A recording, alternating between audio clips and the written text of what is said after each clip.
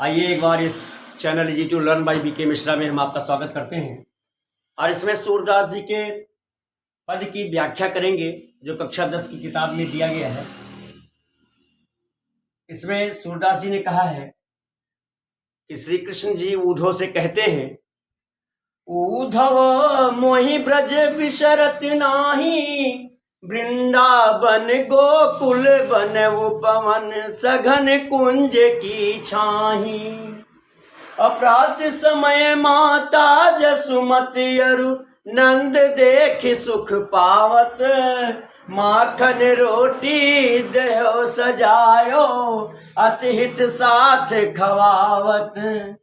गोपी ग्वाल बाल संग खेलत, सब दिन हसत सिरात। असुर दास धन धन ब्रजवासी, जिन सोहित जदुतात। बहुत ही सुंदर वर्णन किया है सूरदास जी ने।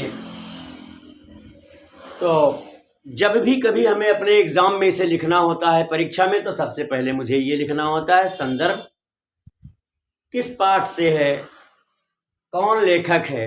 तो इसमें आप पीछे लिखते चले आ रहे हैं, वही है सूरदास जी ने लिखा है। कक्षा 10 की हिंदी की पुस्तक में काव्य खंड से लिया गया है। इसके रचयिता सूरदास जी हैं। फिर प्रसंग आता है, फिर हम व्याख्या करते हैं। तो सबसे पहले हम देखते हैं कि इसके संदर्भ में लिखेंगे कि प्रस्तुत पद्य खंड हमारी हिंदी की पाठ्य पुस्तक में खंड काव्य, हिंदी की पाठ्य पुस्तक में काव्य खंड से लिया गया है, जिसके रचयिता सूरदास जी हैं। अब इसके प्रसंग के बारे में आइए देखते हैं। प्रसंग में हम लिखेंगे कि श्री कृष्ण जी उद्धव से कहते हैं, हे उद्धव मुझे ब्रज नहीं भूलता।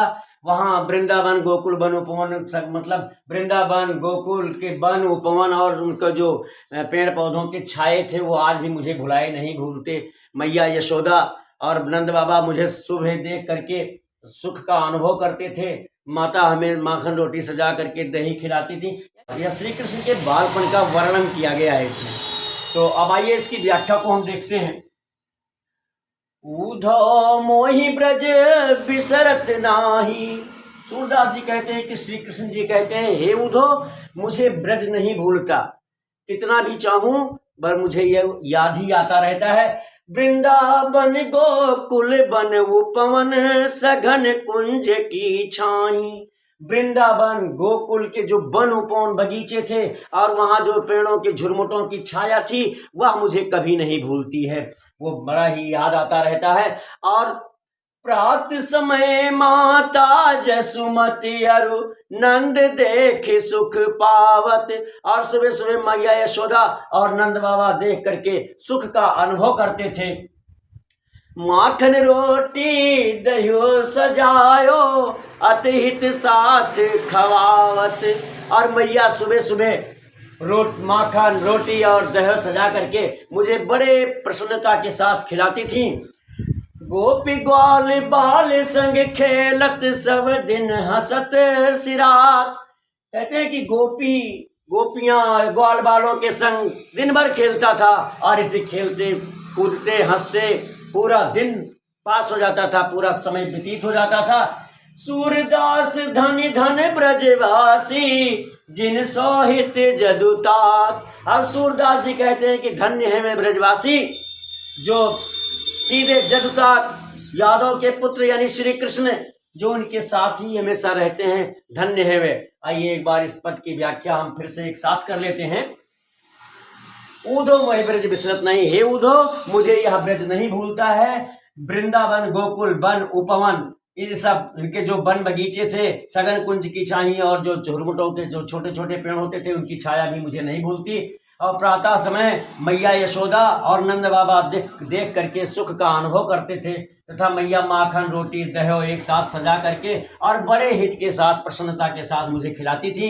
गोपियों के साथ ग्वालों के साथ सब खेलना और सब दिन हंसते खेलते भी व्यतीत हो जाता था। और सूरदास जी कहते हैं कि धन्य है, धन्य है वह ब्रज के वासी जिन्हें जो है श्री कृष्ण यानी जदुओं के तात जदु के तात यानी श्री कृष्ण का साथ उन्हें हमेशा रहता था। धन्य है वे।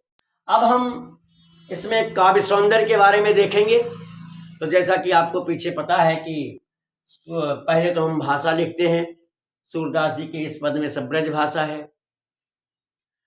भाषा के बाद हम अलंकार लिखते हैं। अनुप्रास निश्चित तौर पे है, और भी हैं लेकिन जो सरलता से याद रह जाए ठीक है।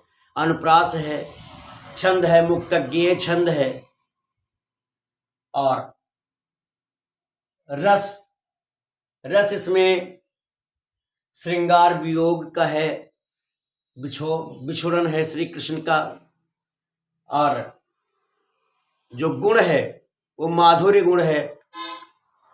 अब अगर पूरी कोशिश मैंने की थी कि आपको ये इसकी व्याख्या अच्छी तरह से समझ में आ जाए। यदि आपको आई हो तो अपने मित्रों को शेयर जरूर करें और उनसे मेरे चैनल को सब्सक्राइब करने के लिए बोल दें, और यदि खुद ना किया हो तो भी सब्सक्राइब कर दें और घंटी जरूर दबा दें, जिससे जो अगला वीडियो बने वो आप तक पहुंचता रहे।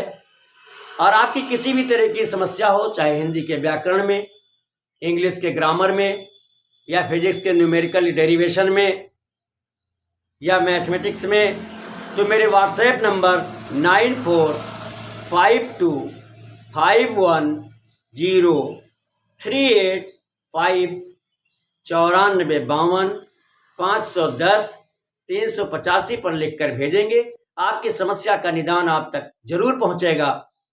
अब तक इस वीडियो में मेरे साथ बने रहने के लिए आपको बहुत बहुत धन्यवाद।